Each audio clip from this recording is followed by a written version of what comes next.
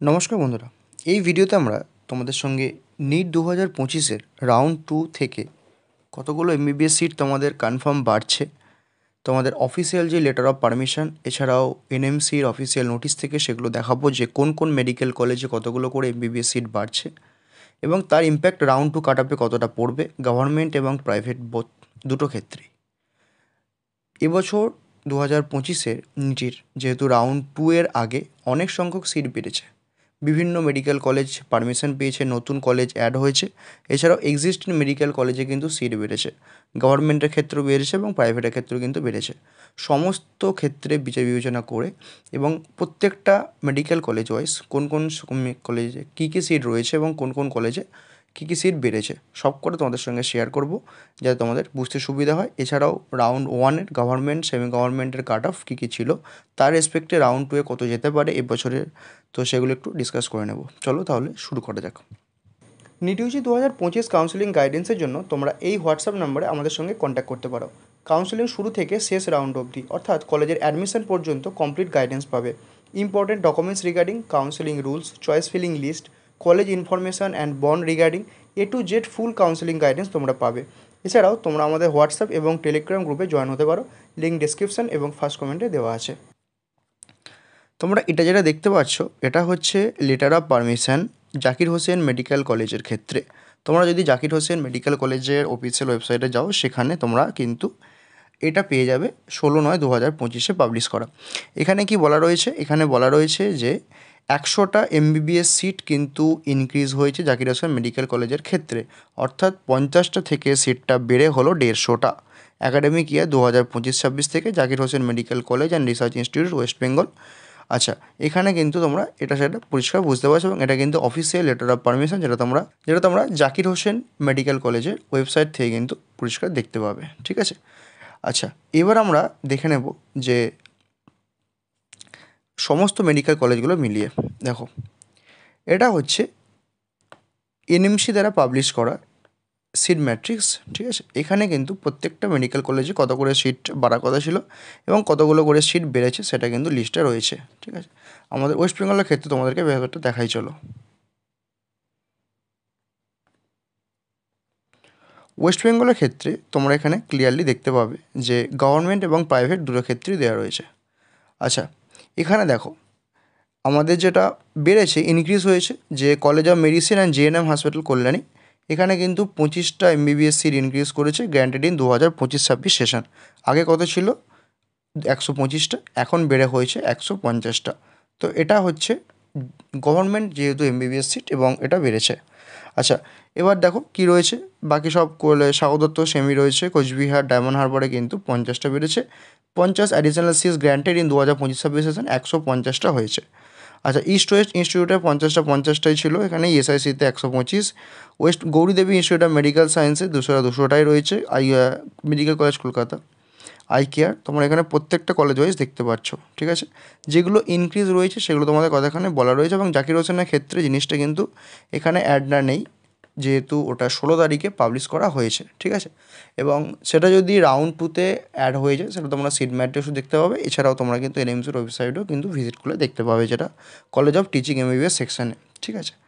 আচ্ছা, আর এখানে দেখো Sri Ramakrishna institute of medical science দুর্গাপুরে কিন্তু 50টা অ্যাডিশনাল সিট গ্র্যান্ট করা হয়েছে 2025-26 সেশনে। ঠিক আছে? আগে ছিল 200টা, এখন হচ্ছে 250টা, টোটাল কিন্তু 250টা সিট রয়েছে। ঠিক আছে? আচ্ছা, আর একটা বিষয় হচ্ছে যে Raniganj institute of medical science কিন্তু 100টা এমবিবিএস সিট নিয়ে অ্যাপ্রুভাল পেয়েছে 2025-26 সেশনের জন্য। ঠিক আছে? আচ্ছা, আরেকটা হচ্ছে পিকেজি মেডিকেল কলেজ কিন্তু 50টা এমবিবিএস সিটের জন্য অ্যাপ্রুভাল পেয়েছে 2025-26 সেশনের জন্য। এইগুলো হচ্ছে তোমাদের এনএমসির দেয়া তথ্য, যেখানে পরিষ্কার উল্লেখ রয়েছে যে কোন কোন কলেজের সিট কতগুলো করে ইনক্রিজ হচ্ছে। ঠিক আছে? তাহলে আমাদের ওয়েস্ট বেঙ্গলের ক্ষেত্রে কী কী হলো? গভর্নমেন্টের ক্ষেত্রে তোমাদের যেটা জেএমএন হসপিটাল, সেখানে কিন্তু 25টা, ডায়মন্ড হারবারে 50টা, যেটা তোমাদেরকে আগের ভিডিওতে শেয়ার করেছি। ঠিক আছে?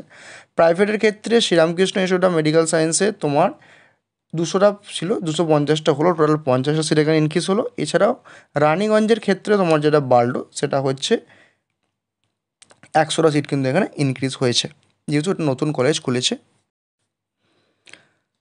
শ্রীরামকৃষ্ণ ইনস্টিটিউট অফ মেডিকেল সায়েন্সের তোমাদের 50টা সিট ইনক্রিজ হয়েছে, এবং রানীগঞ্জে যেটা নতুন প্রতিষ্ঠিত হয়েছে সেখানে 100টা সিট, এবং পিকেজিতে 50টা সিট এখানে ইনক্রিজ হয়েছে। টোটাল প্রাইভেট কলেজের ক্ষেত্রে তোমরা এখানে দেখতে পাচ্ছ যে 50টা সিটস, পিকেজিতে 50টা সিট, 100টা, এবং রানীগঞ্জে কিন্তু 100টা, টোটাল 200টা সিট এখানে ইনক্রিজ হয়ে গেছে। এছাড়া দেখো, তোমরা যেটা বলেছিলে যে কেপিসি মেডিকেল কলেজের ক্ষেত্রে একটা কথা উঠছিল যে এখানে 50টা সিট ইনক্রিজ হওয়ার কথা, বাট সেটা কিন্তু এখনও পর্যন্ত কনফার্ম বলা যাচ্ছে না। সেটা যদি হয়ে থাকে তো সেটা অবশ্যই সিট ম্যাট্রিক্স এবং অফিসিয়াল ওয়েবসাইটে তাটা শো করবে, ঠিক আছে। আচ্ছা, আর এখানে সেরকম কিছু এই মুহূর্তে কোনো ইনফরমেশান নেই, এবং গভর্নমেন্টের ক্ষেত্রে যে দুটো বেরিয়েছে সেগুলো তোমাকে জানালাম। এবার আসা যাক যে কাট আপের বিষয়টা, যে কত রেঞ্জে কী থাকতে পারে, এছাড়াও আগের তোমাদের বিষয়গুলোকে বিবেচনা করে। দেখো, একটা প্রাইভেট কলেজ ওপেন হওয়ার ক্ষেত্রে এবং গভর্নমেন্ট কলেজ ওপেন হওয়ার ক্ষেত্রে কাট আপটা ডিপেন্ড করে মেনলি ফ্যাক্টরের উপর যে নতুন কোনো সংখ্যক ক্যান্ডিডেট এন্ট্রি নিচ্ছে কিনা। প্রাইভেট মেডিকেল কলেজগুলোর বাইরের স্টেট থেকে শুধুমাত্র ম্যানেজমেন্ট কোটার ক্ষেত্রেই স্টুডেন্টরা এন্ট্রি নিতে পারবে, যেহেতু স্টেট কোটার সিটগুলো আমাদের ওয়েস্ট বেঙ্গল স্টুডেন্টদের ডোমিসাইলের জন্য, ঠিক আছে, যারা ওয়েস্ট বেঙ্গলের ডোমিসাইল তাদের জন্য। আর গভর্নমেন্টের ক্ষেত্রে যেহেতু টোটাল তোমাদের 75টা সিট ইনক্রিজ হয়েছে, তার মধ্যে 64টা সিট রয়েছে আমাদের স্টেটের ক্ষেত্রে, আমাদের স্টেটের ক্যান্ডিডেটরা এই সিটগুলো পেতে পারবে, ঠিক আছে। আচ্ছা, রাউন্ড 2 অনওয়ার্ডস কিন্তু তোমরা এই সিটগুলো অ্যাভেলেবেল পাচ্ছ। রাউন্ড 3তে যে সিটগুলো পিডব্লিউডি বা পিসি ক্যান্ডিডেট রয়েছে, সেই সমস্ত সিটগুলো যেগুলো ভর্তি হবে না, সেগুলো কিন্তু রাউন্ড 3তেই কিন্তু রেস্ট্রিক্টেড ক্যাটাগরিতে ব্যাক করে যাবে। অর্থাৎ যখন ক্যান্ডিডেট সেখানে থাকছে না বা রেজিস্টার করছে না, সেই সমস্ত ক্যান্ডিডেটের কিন্তু সেগুলো কিন্তু অটোমেটিক তোমাদের রাউন্ড 3তে জেনারেল ক্যান্ডিডেট বা নর্মাল ক্যান্ডিডেটদের দিয়ে দেওয়া হবে, যেগুলো নন পিডব্লিউডি ক্যান্ডিডেট। তো সেক্ষেত্রে কিন্তু রাউন্ড 3তেও কিন্তু অনেক সংখ্যক সিট এখানে ভ্যাকেন্ট হবে। রাউন্ড 2তেই কিন্তু সবকটা সিট এখানে হচ্ছে না ভ্যাকেন্ট, কারণ পিডব্লিউডি সিটগুলো কিন্তু এখনও রয়েছে, সেটা কিন্তু অনেক সংখ্যক সিট থেকে থাকে। তাই তোমাদেরকে একটা কথা বলছি, রাউন্ড 2তে যা হবে, তোমরা কিন্তু যারা বর্ডার লাইনে থাকবে তারা কিন্তু রাউন্ড 3 বা যতক্ষণ পর্যন্ত সিটগুলো ভ্যাকেন্ট থাকবে সেগুলো কিন্তু পার্টিসিপেটটা করবে, ঠিক আছে। কাউন্সিলিংয়ে অনেক কিছু ঘটনা ঘটে থাকে, তোমাদেরকে প্রত্যেকটা ভিডিওর মাধ্যমে একটা কথাই বলার যে তোমরা লাস্ট অবধি পার্টিসিপেটটা করো। যারা প্রিপারেশান নিতে স্টার্ট করেছো তারা নিতে পারো, বাট পার্টিসিপেটটা করো। আচ্ছা, এবার আসা যাক রাউন্ড 2তে কিন্তু প্রতি বছর মানে যেরকম ঘটনা ঘটে থাকে, যেহেতু রাউন্ড 2তে সেরকম একটা সিট ইনক্রিজ হয় না বা সেরকম একটা সিট থাকে না, ম্যাক্সিমাম গেলো যে সমস্ত ক্যান্ডিডেটরা, ধরো কেউ স্টেটে একটা কলেজ পেয়েছে এবং অল ইন্ডিয়া কলেজে একটা ভালো কলেজ পেয়ে গেছে, তারা বেরিয়ে গেছে, তো সেই সিটগুলো পড়ে থাকে, বা ডকুমেন্টেশনের কারণে বা কোনো রকম কোনো ফলস ডকুমেন্টেশন যে সমস্ত ক্যান্ডিডেটের অ্যাডমিশন ক্যান্সেল হয়, বা প্রাইভেট কলেজের ক্ষেত্রে ধরো ফি স্ট্রাকচার জোগাড় করতে পারেনি, সেই ক্ষেত্রে শুধুমাত্র সিটগুলো কিন্তু ভ্যাকেন্ট থেকে থাকে ম্যাক্সিমাম ক্ষেত্রে। বাকি কিন্তু রাউন্ড 3তে নতুন করে সিট, রাউন্ড 2তে নতুন করে সিট আসার আর কথা না, কারণ রাউন্ড 1-এ সিটগুলোকে দিয়ে দেওয়া হয়েছে, ক্যান্ডিডেটরা অ্যাডমিশন নিয়েছে, এবং যে সংখ্যক ক্যান্ডিডেটরা বাইরের স্টেটে চলে গেছে বা এমসে চলে গেছে বা বড় প্রাইভেটের ক্ষেত্রে যারা ফি স্ট্রাকচার অ্যারেঞ্জ করতে পারেনি, সেক্ষেত্রে কিন্তু যে সিটগুলো এখানে থেকে থাকছে সেই সিটগুলো এখানে অ্যাড হচ্ছে। নতুন সিট অ্যাড হলে সেগুলো খালি একমাত্র হতে পারে রাউন্ড 3 থেকে, কিন্তু যেহেতু পিসির সিটগুলো এখানে অ্যাড হওয়ার সম্ভাবনা থাকে, সেক্ষেত্রে কিন্তু রাউন্ড 3তে কাট আপটা টপ করে। সুতরাং রাউন্ড 1-এ কাট আপ যা থাকে, রাউন্ড 2তে, কারণ রাউন্ড 2তে যেহেতু ফ্রেশ রেজিস্ট্রেশন অ্যালাউ রয়েছে, তো সেক্ষেত্রে কিছু সংখ্যক স্টুডেন্ট যারা রাউন্ড 1-এ ডকুমেন্ট রেডি করতে পারেনি, তারা কিন্তু রাউন্ড 2তে অনেকে এন্ট্রি নেয়, তো সেক্ষেত্রে কাট আপটা কিন্তু ইনক্রিজ লক্ষ্য করা যায়, এবং রাউন্ড 3তে কিন্তু আবার কাট আপটা অনেকটা টপ করে রাউন্ড 1-এর থেকেও, ঠিক আছে।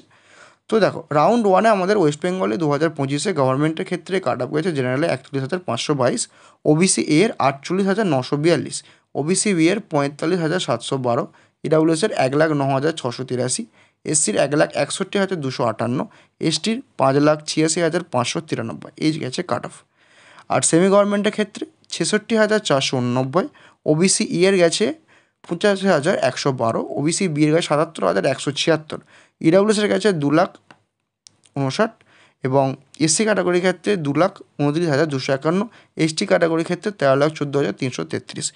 দেখো, তোমাদেরকে একটা কথা বলা, গভর্নমেন্টের ক্ষেত্রে কাট আপটা যেহেতু এ রাউন্ডে 64টা সিট, এবং সেক্ষেত্রে আবার ক্যাটাগরি ডিভিশন রয়েছে, আর রাউন্ড 3তে তোমরা পিসি সিটগুলো পাবে, ঠিক আছে। তো এই সমস্ত সিটগুলোর ক্ষেত্রে, এবং যে সমস্ত ক্যান্ডিডেটরা রাউন্ড 2তে একটা ভালো কলেজ এমস বা অন্যান্য কোনো আদার স্টেটের যে ভালো কলেজ সেখানে পেয়ে তারা বেরিয়ে গেছে, সে সমস্ত সিটগুলো যে সংখ্যক সিট থেকে থাকে সেগুলো তোমরা অ্যাভেলেবেল পাবে। তো সেক্ষেত্রে তোমাদেরকে একটা কথা বলার যে যারা গভর্নমেন্টের ক্ষেত্রে ওয়েট করছো যে তোমরা গভর্নমেন্ট এমবিবিএস ছাড়া অ্যাডমিশন নেবে না, তো গভর্নমেন্ট এমবিবিএসই নেবে। তোমাদেরকে একটা কথা বলে রাখি, তো জেনারেলের ক্ষেত্রে কিন্তু কাট অফটা অনেকটা ড্রপ করবে, তোমরা পার্টিসিপেটটা লাস্ট অবধি করতে থেকো, ঠিক আছে। আচ্ছা, প্রাইভেটের ক্ষেত্রে যেটা তোমাদেরকে বলার, তোমরা ফি স্ট্রাকচার ওয়াইজ কলেজগুলোকে তোমরা যে কলেজগুলোকে রাখবে, ধরো কেউ রানীগঞ্জ রাখতে চাইলে বা পিকেজি রাখতে চাইলে, ফি স্ট্রাকচার দেখে এবং বাকি সমস্ত কলেজের ফি স্ট্রাকচার দেখে তোমরা কিন্তু কলেজগুলোকে লিস্ট আউট করবে এবং যাতে তোমাদের বিষয়টা সুবিধা হয় সেটা কিন্তু দেখবে, যাতে পেমেন্ট প্রসিডিওর নিয়ে তোমাদের প্রবলেম না হয়, বা এমন হয়ে গেলে তুমি এমন একটা কলেজে লিস্ট আউট করে দিলে যে কলেজের ফি স্ট্রাকচার তুমি দিতে পারবে না বা তোমার অ্যাডমিশন নেওয়া সম্ভব হবে না, তাহলে কিন্তু রাউন্ড থ্রিতে বসার জন্য তোমাকে আবার ফি পেমেন্ট করতে হবে এবং তুমি কিন্তু পরবর্তী রাউন্ডগুলোতে অর্থাৎ রাউন্ড থ্রির পর যতগুলো রাউন্ড কন্ডাক্ট হবে তুমি কিন্তু পার্টিসিপেট করতে পারবে না, কারণ রাউন্ড থ্রির পর যে স্টে ভ্যাকেন্সি রাউন্ড বা অন্যান্য রাউন্ডগুলো কন্ডাক্ট হবে সেগুলো কিন্তু শুধুমাত্র যারা নন অ্যালটেড তাদের জন্য। তুমি যদি একটা কলেজ পেয়ে থাকো এবং তুমি যদি ডকুমেন্টেশন হোক বা তোমার ফি স্ট্রাকচার হোক, তুমি যদি অ্যাডমিশন নিতে না পারো, তুমি কিন্তু নন রিপোর্টেড ক্যান্ডিডেট হয়ে যাবে, সেক্ষেত্রে কিন্তু তুমি রাউন্ড থ্রির পরবর্তী রাউন্ডগুলোতে পার্টিসিপেট করতে পারবে না। তাই বি কেয়ারফুল এই সমস্ত বিষয়গুলোর ক্ষেত্রে।